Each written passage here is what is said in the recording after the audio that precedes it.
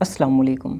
अगर आप इंग्लिश की बहुत सारी मिस्टेक से बचना चाहते हैं तो आपको इस चार्ट को अंडरस्टैंड करना पड़ेगा। इसको हम प्रोनाउन चार्ट कहते हैं। हम आम तौर पे मुझे मैसेजेस आते हैं, लड़कियां ज़्यादातर इस स्ट्रक्चर को इस्तेमाल करती हैं।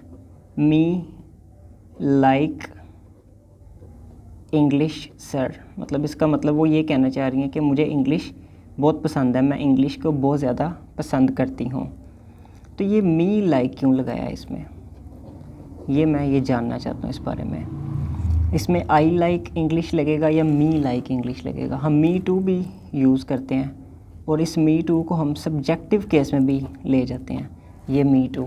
अभी मैं इसके ऊपर कुछ रोशनी डालूँगा। देखिए, मैं आपको पहले एक चीज़ बता चुका हूँ, SVO। SVO का मतलब है एक एक्शन डूअर होगा और एक एक्शन रिसीवर होगा, यानी कि एक बंदा काम कर रहा है और एक बंदा उस काम को रिसीव कर रहा है। मिसाल के तौर पे अभी मैं टीचिंग कर रहा हूँ, तो आप इस टीचिंग को सुन रहे हैं, देख रहे हैं, इसको अंडरस्टैंड कर रहे हैं, तो आप ऑब्जेक्ट हैं और काम बेसिकली यहाँ पे क्या हो रहा है, पढ़ने पढ़ाने का काम हो रहा है, ठीक है, वो वर्ब आ जाता है। SVO स्ट्रक्चर हम इसको कहते हैं। तो जब भी कोई काम करने वाला हमने शो करना है तो उसमें हम इस सब्जेक्टिव केस को हाईलाइट करेंगे, इस स्ट्रक्चर को हम यूज़ करेंगे जब भी हमने काम करने वाला शो करना है। फॉर एग्ज़ाम्पल हम इसी लाइक को ले लेते हैं, तो हम यहाँ से अब इसकी प्रैक्टिस स्टूडेंट्स कैसे कर सकते हैं। ये 1 2 3 4 5 6 7 7 और ये 3 21 वर्ड्स बनते हैं। इनको आपने 21 तरह से लिख के देखना है और 21 तरह से इसकी प्रैक्टिस करके देखनी है। पहले हम आई को लेते हैं और देखते हैं कि ये क्या क्या पसंद कर सकता है। मैं कहता हूँ आई लाइक म्यूज़िक। इसका मतलब है कि मैं म्यूज़िक को पसंद करता हूँ। कोई अच्छा म्यूज़िक भी हो सकता है, ये चिड़ियाँ चहचहाती हैं उस टाइप का म्यूज़िक भी हो सकता है, तो मैं उसको पसंद करता हूँ। तो इस म्यूज़िक की जगह पे मैं कोई ऑब्जेक्टिव प्रोनाउन लगा सकता हूँ, कि ऑब्जेक्टिव केस लगा सकता हूँ यहाँ से। मिसाल के तौर पे मैं कहना चाहता हूँ कि मैं इट लगाना चाहता हूँ इस म्यूज़िक की जगह, क्योंकि यहाँ पे तो इट ही आता है, हम इसके लिए इट इस्तेमाल करते हैं। हिम नहीं लगा सकते यहाँ पे म्यूज़िक की जगह, तो आई लाइक इट मैं कर देता हूँ, आई लाइक इट। इसका मतलब है मैं इस चीज़ को पसंद करता हूँ। ये इट पिज़्ज़ा भी हो सकता है, बर्गर भी हो सकता है, कोई जॉब भी हो सकती है। मैं कहता हूँ आई लाइक इट, मुझे मेरी जॉब बड़ी अच्छी लगती है। तो ये इट लग गया इन चीज़ों के साथ।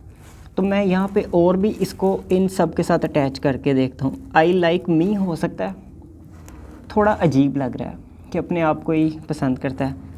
आई लाइक अस हो सकता है, थोड़ा सा ये भी अजीब लग रहा है। तो ये इस आई को आपने इन सब के साथ जोड़ के देखना है। यू के साथ जुड़ सकता है, देम के साथ जुड़ सकता है कि मुझे वो अच्छे लगते हैं, टीचर्स हैं मुझे वो बड़े अच्छे लगते हैं टीचर्स।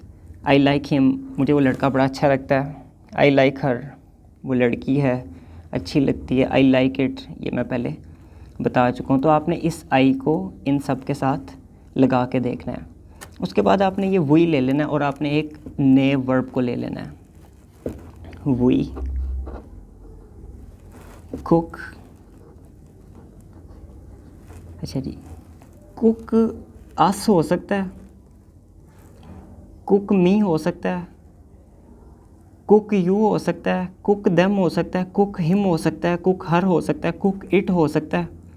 अभी आपको ये लग रहा होगा कि ये 6 ऊपर वाले तो नहीं हो सकते, लेकिन ये कुक इट हो सकता है, यानी कि मैं इसको पकाती हूँ या हम इसको पकाते हैं या तुम इसको पकाओ। यू कुक इट, तुम इसको पकाओ। कोई इट से मुराद कोई डिश हो सकती है, कोई खाना हो सकता है। लेकिन ये इस कुक के साथ ये मी अस वगैरह भी लग सकता है, जैसे you cook me an egg.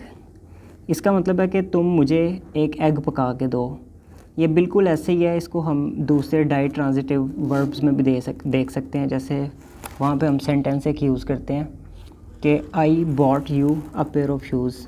I bought you a pair of shoes. इसका मतलब है मैंने आपके लिए एक जूतों का जोड़ा ख़रीदा। और उसको दूसरी तरह अंग्रेज़ किस तरह लिखता है, वो कहता है आई bought a pair of shoes for you, तो मैंने आपके लिए जूतों का जोड़ा ख़रीदा। अब यहाँ पे भी ये जो यू है और ये वाला जो यू है, इसमें दो ऑब्जेक्ट एक्चुअली इस्तेमाल हुए हैं। एक तो जूते हैं, जूतों का जोड़ा है, वो ख़रीदा गया है। पेयर ऑफ शूज़ है एक, और दूसरा किसके लिए ख़रीदा गया है, वो बंदा है यहाँ पे। फिर यहाँ पे अ पेयर ऑफ शूज़, बस इसमें फ़र्क क्या है कि एक प्रेपोजिशन लगाई गई है एक में और दूसरे में प्रेपोजिशन नहीं लगाई गई। असल इस प्रेपोजिशन की गेम हुई है। इसके लिए मैं आपको एक और एग्जांपल बता देता हूँ ताकि आपको ये, फिर मैं ऑब्जेक्टिव की मज़ीद आपको बताता हूँ कि कैसे कैसे इस्तेमाल हो सकता है। हम मेड के वर्ड को भी डाई ट्रांजिटिव में ले सकते हैं। मैं अलग से भी एक लेक्चर रिकॉर्ड कर दूँगा इसके ऊपर। जैसे मैं कहता हूँ I made her a cup of tea, इसका मतलब है मैंने उसके लिए एक चाय का कप बनाया। तो इसको अंग्रेज़ दूसरी तरह कैसे लिखता है, वो कहता है आई मेड, अब आ कप ऑफ टी को शुरू में ले आता है, a cup of tea for her. अब इसमें भी यहाँ पे दो ऑब्जेक्ट थे, तो दो ऑब्जेक्ट क्या थे, एक तो था cup of tea, a cup of tea पूरा, आ कप ऑफ टी ये पूरा, और दूसरा क्या था ये हर तो हमने चलें ऑब्जेक्टिव केस लगा दिया यहाँ से। लेकिन ये जो आ कप ऑफ टी था ये बज़ाते ख़ुद एक पूरी की पूरी नाउन फ्रेज़ है, ठीक है। अच्छा, अब इसमें मैं आपको एक और चीज़ बताता हूँ, इसमें बड़ी इंपॉर्टेंट चीज़ है। इस पूरे आ कप ऑफ टी को हम रिप्लेस कर देते हैं, इस आ कप ऑफ टी को हम रिप्लेस कर देते हैं इट के साथ। ये आ कप ऑफ टी है पूरा, इसको हम रिप्लेस करना चाहते हैं किसके साथ, इट के साथ। ये आ कप ऑफ टी है, इसको हम रिप्लेस कर देते हैं इट के साथ। तो फिर ये सेंटेंस कैसे बनेगा, आई मेड, ए लगा लेते, I made it for her. Easy है। तो ये इट भी अदर वर्ड्स में ये ऑब्जेक्टिव केस है कि अब हमने यहाँ पे दो ऑब्जेक्ट्स आ गए थे, इसलिए चूँकि ये डिस्कशन मुझे करनी पड़ गई। लेकिन आपके जो सेंटेंसेस है वो बड़े इजी होंगे। इजी कैसे होंगे, आप आसान सेंटेंसेस कैसे लिखेंगे, आप लिखेंगे जी आई वॉश्ड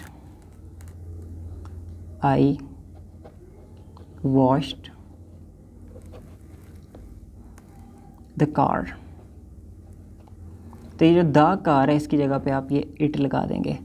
तो आप दूसरा सेंटेंस क्या लिखेंगे, आई मेट, मैं मिली या मैं मिला, किसको मिला, अब इनमें से आप एक आधी चीज़ लगा देंगे, हिम, हर, यू, अस, ये सारा कुछ लग जाएगा। अच्छा, ये तो हमें समझ आ गई कि जब एक्शन रिसीव कर रहा है कोई बंदा तो ये लगेगा, और जब एक्शन कर रहा है तो ये सब्जेक्टिव केस लगेगी। अच्छा, दरमियान वाली अब एक चीज़ रहेगी, इसको हम पोजेसिव केस कहते हैं। पोजेसिव केस का मतलब है कि आप मलकियत शो कर रहे हैं। जब भी आप किसी चीज़ की मलकियत शो करेंगे तब आप ये पोजेसिव केस लगाएंगे। मतलब मैं कहता हूँ मेरी गाड़ी, मेरा पेन, मेरा लेक्चर, तो फिर मैं ये इसके लिए माई इस्तेमाल करूँगा, माई ब्रदर कर लेते हैं, मेरा भाई। तो अगर हो कि हमारा भाई तो ये आर आ जाएगा, our brother is very brilliant.